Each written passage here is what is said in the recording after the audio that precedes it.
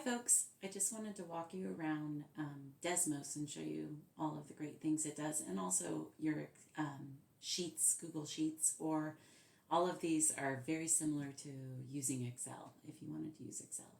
So first with Desmos, I just find it's really nice to use our online calculator. What you would do is you would just go to desmos.com and click on the calculator. And then I wanted to show you how to insert a table into Desmos. The thing with Desmos is it likes you to enter two columns at once to recognize it as a table rather than just a list.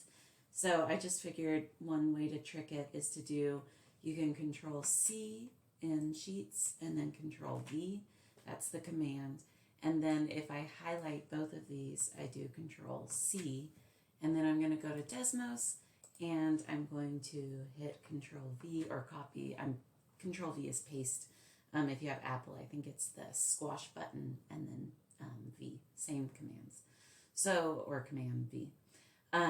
So now I've got my table. If you don't like this one, because it's just a repeat, you can delete it, and that's just a way around it. So I have all my observations in here, and by the way, this is the list of my stats finals from last semester. And this was, as you can see, it's not out of 100 actually, it's out of 84. So as I look at my range of values, my minimum is 0. That was a student who was pretty much done with the class and never completed it. And an 84 was the highest grade possible. So then the great thing that Desmos does is it has all of these fun features. So another way, just so you know, if you wanted to enter in a table by hand, you would just do, and click on this so it knows to do that. You click on the plus, and then you can hit a table, and you can manually enter values. You just do the number and then enter. Anytime you want to delete an entry, you just click on that, and it goes away. So notice that this list is called X1. So anytime I want to do ask some stats questions to the calculator, I just hit X1. So here are things you can type it manually, but if you click on the calculator button and then the function button and you go to stats, you can ask what the min is. So I'm going to start with that. And notice if I can click on it, or I can type in MIN. And then X1 will give me X1. And notice I didn't have to do a subscript. It just automatically does it. So notice that it's 0 is our min. And then I'm going to go in order because I want to calculate a 5-point summary to perhaps find a box plot, which we're going to be talking about this week. So if I go to my, you can see in the stats menu, there's quartile. So quartile, or you can type it out. So I'm saying it's for the X1 list, and I want the first quartile. And remember, that's 25% of the population is below that quartile. Then in order for the 5-number summary, it's the median. So you're going to do median. Notice how Desmos recognizes that. If you forgot, then it's you can see it's just spell out median, which is kind of nice. And then you've got your median, so you just say X1. I had to specify with the quartile because of the first quartile. Now we're going to do the third quartile. And the median, remember, you could also, let's just do that for fun. The median is also the same as the second quartile, right? So if I did X1 and I did 2, notice that the median is exactly the same as the second quartile. But we call the second quartile the median. And now we're going to do, so let's just delete that so it's not, but you can see. And now we're going to do the quartile for the third quartile, but it's still my first, my list, the same list. And I want to do third quartile, and then I'm going to do my max. Now, I did these all by hand because I wanted you guys to see, but you can also, there is a shortcut in Desmos. So that's our max, which we saw. There is a nice stat button. Is that in distribution? I think it's here. And I think it's stats. And you can just do X1, and it gives you that 5-number summary right here. So a couple of other features that you're going to have to be able to calculate. If you go back into stats, you've got you would like to find the mean. We're going to need to find the arithmetic mean.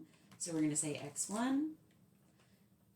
We also might need to calculate the standard deviation. And I wanted to point out in Desmos, the standard deviation is, that would be, if you don't see anything like with it, then that's the sample standard deviation. And if you look at this one, this is the population standard deviation. So you can see all of those features. It's really nice and straightforward in Desmos. For now, I think that's enough, but it just sort of gives you an idea. I did want to show you how to do a box plot. So if you go into distribution and you hit box plot and you enter the data set, in this case, I'm going to hit X1, and you can exclude outliers. So it would take probably that outlier, I'm guessing, is the 0. We're going to talk about how to find outliers with a formula this week as well. But we're going to say, yes, exclude outliers. Now, here's another great thing. In Desmos, zoom fit is this little magnifying glass with a plus, so you can just hit zoom fit. I'm kind of surprised it didn't zoom in, but I'm going to scroll in by just using my mouse button and zoom in on that so you can see the box plot. So notice that it didn't include that 0, right? The 0 is off. It excluded the outliers. If I didn't want to exclude, I could include that and I could hit the zoom fit, and notice now it goes from 0 up to the maximum of 84. So that is the nice thing. And you could do your height. You could make it a little higher. That, remember, height doesn't really matter with the box plot, just a nice visual. So I like the 2. Man, maybe I like 1.5. See, that's a pretty box plot. The other fun thing is you can share your graphs. So if you ever wanted to insert something into a quiz, you can say, see the share button, and then you can copy it, which we can expand. So I'm just going to scooch this over so you can see the copy button. And then you can export it by clicking here, or copy the link.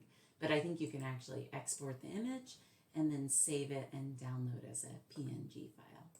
All right, so, okay, I also just wanted to show you on sheets that you could calculate some of these functions just as easily if you do the equal sign. So what we're going to do is go equals, and then if you wanted to do the average, you can just type it in and see how it comes up. So we're going to calculate the average, and then if you just highlight the entire column, that's the easiest, and then I'm going to close my parentheses and hit enter. So that is our average, and then if you wanted to do a min function, you have to tell it.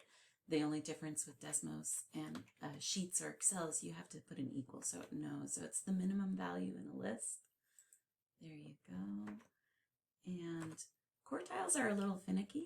There are different ways to calculate quartiles using finance formulas and other methods. So for our statistics means, I would use Desmos so that you know that we're going to calculate our quartiles. And then if we did a median, close median, close, and then we're going to highlight it, close parentheses and enter. And then if I do my max, I get used to Desmos and don't put an equal sign. So my max, whoops, it has a question mark, see? So it doesn't like I had to do capitals, so the maximum value, and then I hit that. And then if I wanted to do a standard deviation, so if you type in, just so it knows it's a formula, then it'll start finding it. Notice that there's standard deviation of the sample and standard deviation of the population. So just be aware of what you're dealing with, if it's a sample or a population. And then once again, if we did population and we did standard deviation, see how it comes up, just start typing it in and you'll most likely find the correct formula for it. And there you go.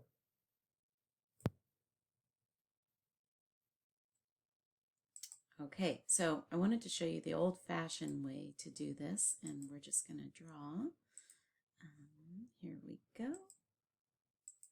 So notice that, just consider this a new sample. We have 17 in my sample, so I'm just going to draw n equals 17. A fun way to find the middle value is to do this formula. It's n plus 1 divided by 2. So 17 plus 1, 17 is my sample size, divided by 2 would give me 17 plus 1 is 18, divided by 2 is 9. So that tells me that to calculate the median, to find what observation would be the median, would be the 9th observation point in my data set. So I'm going to count 1, 2, 3, 4, 5, 6, 7, 8, 9, and I'm going to take the 68, and that is my median. Okay, so my median is right here. And then to calculate, we already know the minimum is the lowest and the max is the largest in our data set. So we've got our min, we have our middle point, and we have our max.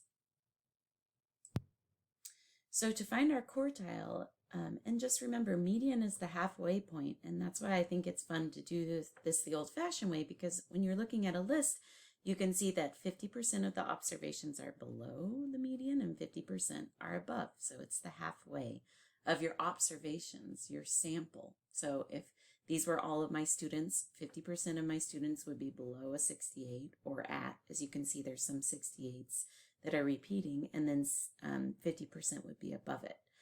The minimum score on this exam was a 56 and the maximum was an 80. So now if I want to find that 25% mark, the quartile, the first quartile, well, I need to figure out all of the observations below the median. So in this case, I'm not going to include this 9th observation. I'm going to look at all of the ones that are directly below it. So once again, you can see the nice visual of this. So if I do that, how many? There are 8. And so this is a great example of that n plus 1. And I'm going to try to use my draw and zoom, which is a little clunky in here.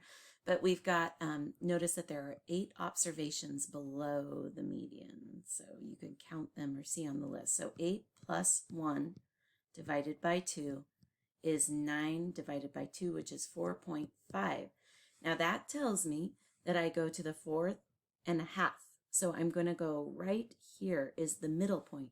And you can see visually that that is the middle point as well, right? So what you would do if you have a half, you have to take the average of the two. Well, it's kind of nice in this case because the average of 64 and 64 is 64. So my quartile, first quartile, Q1, is 64. Now, once you do the quartile for the first quartile, you can do it easily and look, same thing by symmetry. You have also 8 observations above, and so you would go 4.5. You can go from the bottom or you can go from the top. So since that's the median, I'm going to count 1, 2, 3, 4.5, or 1, 2, 3, 4.5. So that's the halfway point. Once again, it's the same. So my quartile, my third quartile, is 76. You can do this similarly if you're looking at a stem leaf plot, which we'll explore this week in class. Okay, thanks for watching, and I look forward to working with you all this week.